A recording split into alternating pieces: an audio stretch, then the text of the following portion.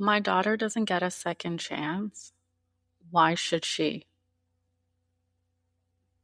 Hi, friends. Welcome back to another episode of Verona Investigates. I'm your host, Verona, and if you're new here, welcome. Thanks for joining.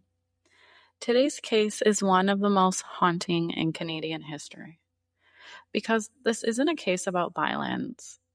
It's a story about trust, about manipulation, and about a woman who became the face of something almost impossible to understand.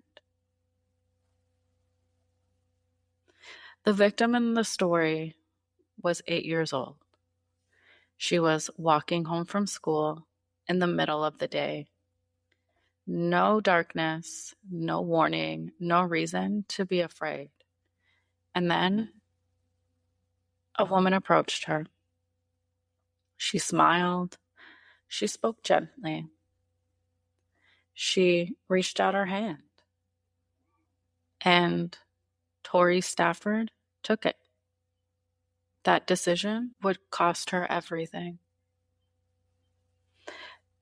Before this became a headline, there was just a little girl. Tori Stafford was 8 years old. She loved pink. She loved animals.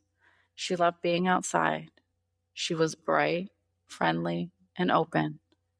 The kind of child who made people smile. The kind of child who trusted easily. At home, though, things weren't perfect.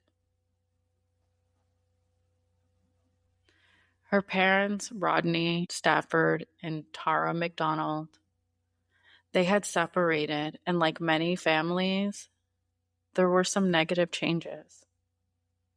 Trying to rebuild, trying to create stability for their daughter.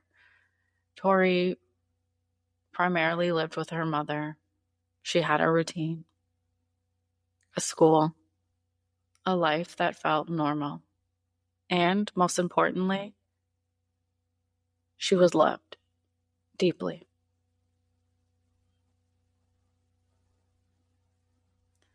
So before we get into this case, just a quick side note. Cases involving children taken in daylight are rare, but when they happen, they tend to reshape public fear because they break an assumption that daytime equals safety.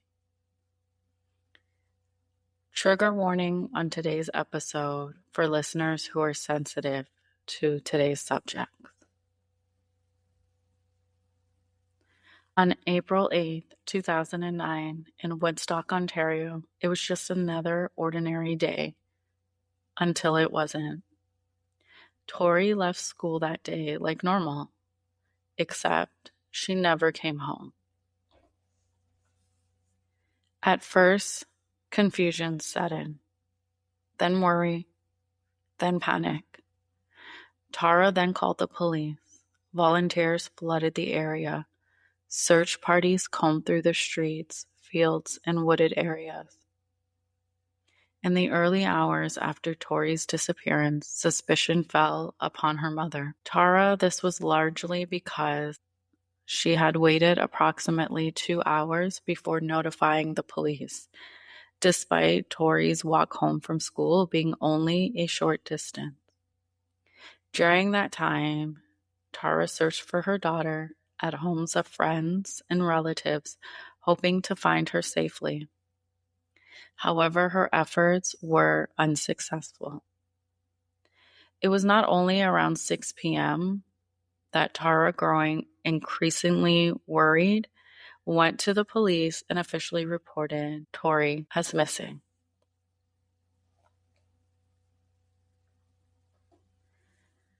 Parents keep their children close, doors locked early, but something wasn't right. And then came the video. Grainy surveillance footage showed Tori at about 3:32 p.m. being led down 5th Avenue, Woodstock, by a woman walking hand in hand. Tara was originally suspected of being the woman in the security footage. Side note, there's surveillance footage showing Tori being led away became one of the most widely shared missing children images in Canadian history. Its circulation was unprecedented, and it played a significant role in shaping public perception and response. The release of the video footage transformed the case overnight. 5 days after Tori Stafford's disappearance, authorities decided to call off the ground search. Meanwhile, her classmates returned to school the following day, signaling a shift towards normalcy despite the ongoing investigation. The case quickly gained national attention, with coverage featured in the April 25, 2009 episode of America's Most Wanted. Initially, the investigation was managed by local police, but as circumstances evolved, it became a joint effort with the Ontario Provincial Police, also known as the OPP. The nature of the inquiry shifted from missing person search to an abduction investigation. The woman in the footage was Terri-Lynne McClintic, 18 years old at the time. She was unassuming and not what people expected. But behind a very short distance away was Michael Rafferty. He was older, more experienced, and much more dangerous. Michael Rafferty and Terri-Lynne McClintic shared a relationship that was marked by instability and toxicity. Their connection was deeply rooted in control, dependency, and volatile. Within this unhealthy dynamic, plans began to take shape. The relationship itself revolved heavily around the use of drugs and sexual activity. Terri-Lynne regularly obtained oxycodone for both of them, and according to her testimony, Michael played a very powerful role in her life. Despite the relationship being largely one-sided, Terri-Lynne felt cared for by Michael, highlighting the imbalance and complexity at the heart of their partnership. The two first met by chance on February 4th, 2009 at a pizza shop in Woodstock, Ontario. This encounter occurred just 2 months before the abduction of Tori Stafford. During their initial meeting, Michael approached Terri-Lynne and referred to her as a pretty little number. Immediately following this interaction, the pair went for a drive and had sex in his car north of Ingersoll. Terri-Lynne left the encounter with Michael's phone number written on her pizza box, though at the time she only knew him as Mike and was unaware of his last name. According to her testimony, the chance meeting quickly developed into a relationship defined by a rapid escalation of intimacy. The events that followed their initial meeting further cemented their volatile connection. After Tori's disappearance, Terri-Lynne was arrested on unrelated warrants. During her time in custody, she listed Michael as her boyfriend on prison form.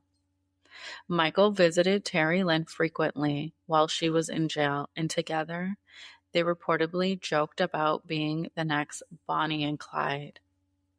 The relationship, fraught with danger and unpredictability, appeared to be fueled by both criminal activity and a distorted sense of partnership.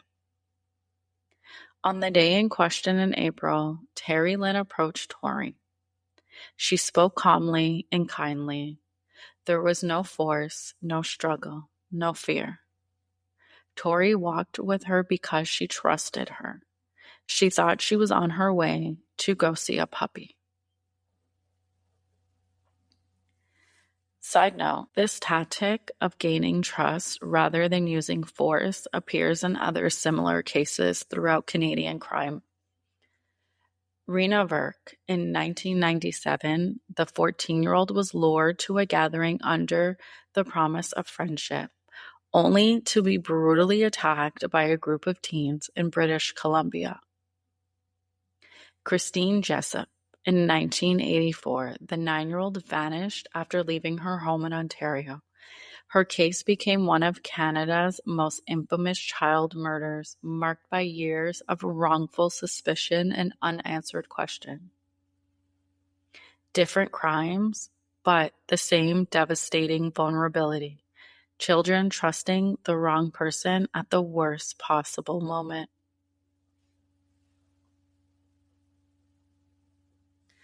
Tori was taken to a vehicle. Inside the vehicle waiting was Michael Rafferty. She was driven away to a remote area, and what followed was brutal. She was assaulted and murdered.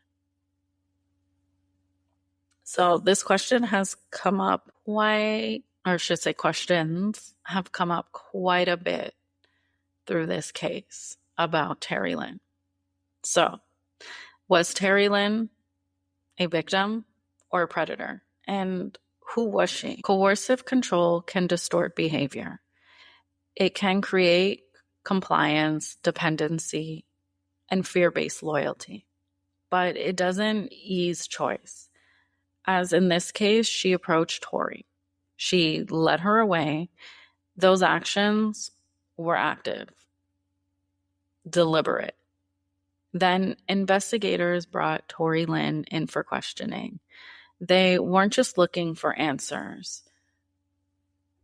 They were trying to understand her, because from the outside, she didn't fit the image that people expected.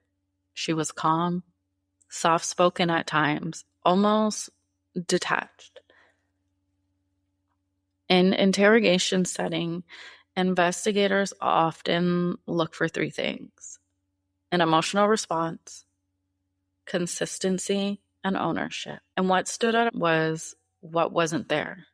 There was no visible panic, no overwhelming grief, no urgency to distance herself from what had happened.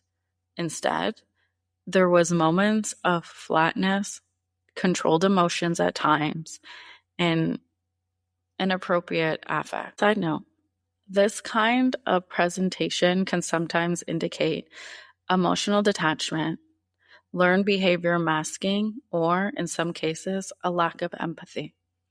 But it's important to understand this alone doesn't prove guilt.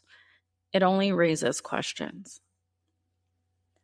During the interrogation, she would eventually admit involvement, but even then, her framing mattered.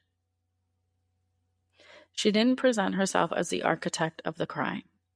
She positioned herself as someone who was influenced, who was pulled in, and who was controlled.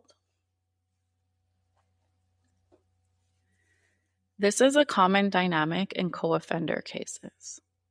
One individual assumes the role of the dominant planner, the primary aggressor, while the other aligns themselves as secondary, influence, and less responsible.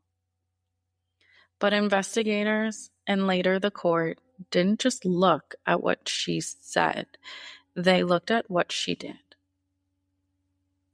Unlike Terri-Lynne, Michael Rafferty did not plead guilty. He went on trial on March 5th, 2012, where he would be tried for kidnapping, sexual assault, and first-degree murder of Tori Stafford. And what followed was a courtroom battle that gripped the country. The prosecution needed to establish intent, participation, and responsibility beyond a reasonable doubt. And their strongest asset was Terri-Lynne herself. When Terri-Lynne took the stand, all eyes were on her, because she wasn't only just a witness, she was a killer testifying about another. Terri-Lynne described the events, how she lured Tori to the car, and what happened to the sweet little child at the hands of those monsters afterwards. Side note, Testimony from co-accused individuals is powerful, but also very controversial because it raises a key question. Is it the truth or strategy? Michael's defense team worked to undermine credibility. They would point out her involvement, her plea deal, and her potential motive to shift blame. The goal was simple: create doubt. This created a chilling dynamic. Two people, both involved in the same crime, trying to position themselves differently in front of the court. For the jury, this wasn't just about facts. It was about interpretation, credibility, human behavior. Then, on May 11th, 2012, at 9:18 p.m. Eastern Time, the jury found Michael Rafferty guilty on all charges: first-degree murder, kidnapping, and sexual assault causing bodily harm. 4 days later, he was sentenced. Both Terri-Lynne and Michael received a life sentence with no eligibility for parole for 25 years. But even with these convictions, questions remained. Was Terri-Lynne truly controlled, manipulated, or fully autonomous? Because in cases like this, the law determines guilt, but it doesn't always fully explain the why. To understand this case, we must confront something uncomfortable. Not just what happened, but who allowed it to happen. At first glance, Terri-Lynne didn't fit the profile most people expected. She was young, soft-spoken, and unassuming. She didn't look like a predator, and that is exactly what made her effective. Well, we cannot diagnose without a clinical evaluation. We can analyze patterns, and several just stand out. Her relationship with Michael Rafferty appeared deeply unbalanced. This wasn't just a partnership, it was a dependency. In some individuals, there's a strong need for approval, validation, emotional hierarchy. And when that need becomes extreme, it can override judgment. People often ask, was she manipulated? And the answer is complicated. Some individuals are more susceptible to influence, especially when they lack a stable identity, they fear abandonment, they seek approval at any cost. But influence does not eliminate responsibility. Side note, this dynamic where one predator appears more dominant has been discussed in cases like Karla Homolka. But as with that case, the line between coercion and participation is rarely clear. One of the most disturbing elements about this case, and just about Terri-Lynne in general, is the apparent lack of emotional response in both her behavior and her reported demeanor. Terri-Lynne showed signs of flat affect, limited visible remorse, emotional distancing from the act. This doesn't necessarily mean she felt nothing, but it does suggest a disconnect. Psychological compartmentalization, trauma-based detachment, or a reduced capacity for empathy. For someone to participate in a crime like this, there has to be a breakdown in moral processing. This can happen through justification, like I had to. Diffusion of responsibility. It wasn't just me. Or minimalization. It wasn't that bad. These mental shifts allow a person to act without fully confronting what they're doing. These mental shifts allow a person to act without fully confronting what they're doing.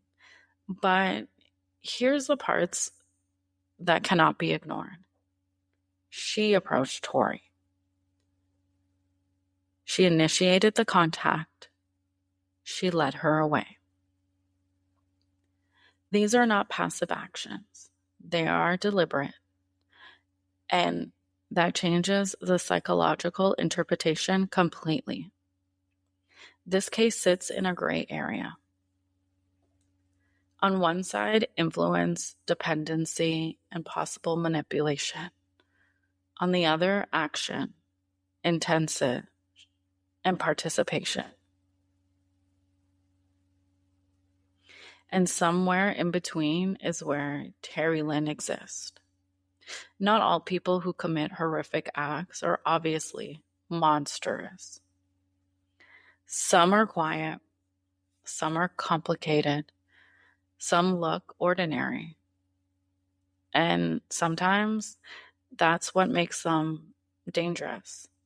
Understanding Terri-Lynne doesn't excuse what she did, but it forces us to confront something far more unsettling. That evil doesn't always look like evil. And in this case, that truth cost a child her life. The trial shocked Canada, but years later, the outrage returned. In 2018, Terri-Lynne was transferred to an Indigenous healing lodge. Public reaction was immediate. Anger, debate, national headlines. Following the backlash, Terri-Lynne was returned to a secured facility. The case sparked national debate on justice and rehabilitation. For Tori's family, time doesn't heal anything. It just moved forward without her. This case forces a difficult truth. Danger doesn't always look dangerous. Sometimes it looks kind. And at the beginning of this episode, we talked about a little girl. A girl who loved pink, who loved animals, who trusted the world around her. A daughter to Rodney Stafford and Tara McDonald. And for them, this isn't just a case. It's a lifetime of missing her. A birthday that never comes. A voice they'll never hear again. A future that was taken in a single moment of trust. And that's what makes this story so hard to forget.